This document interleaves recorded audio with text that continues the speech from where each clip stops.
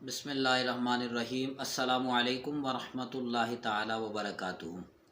एक साइल ने सवाल पूछा है और सूरत मसऊला ये है कि ये वजाहत फरमा दें कि किन किन जानवरों की कुर्बानी की जा सकती है।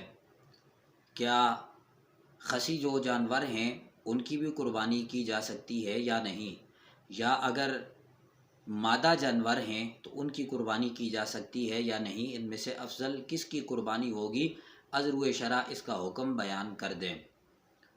तो देखें, कुर्बानी के लिए जो शरीयत ने जानवर बताए हैं वो 3 तरह के हैं।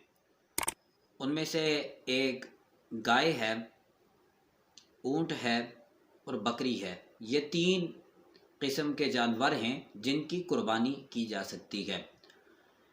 अब सवाल ये पैदा होता है कि ये जो भैंस की कुर्बानी की जाती है या भेड़ दुम्बे की कुर्बानी की जाती है तो इसका क्या हुक्म है, ये कहाँ से साबित है। तो देखें, 3 तरह के जानवर शरीयत ने बताए हैं, ऊँट, गाय और बकरी, इनकी कुर्बानी हो सकती है। भैंस जो है ये गाय में शुमार होगी, गाय के हुक्म में दाखिल होगी। जिस तरह गाय की कुर्बानी की जा सकती है, इसी तरह भैंस की कुर्बानी भी की जा सकती है।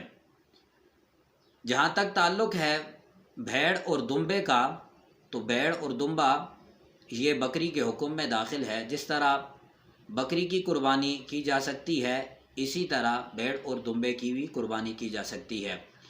अब इसमें देखना यह है कि इसमें शामिल किस तरह होना है। आया नर की भी कुर्बानी हो सकती है, मादा की भी कुर्बानी हो सकती है, इसका क्या हुक्म है। तो देखें, इसकी जितनी भी किस्में बनती हैं सब की कुर्बानी जायज़ और दुरुस्त है। अगर नर है तब भी कुर्बानी जायज़ और दुरुस्त है, मादा है तब भी कुर्बानी जायज़ और दुरुस्त है।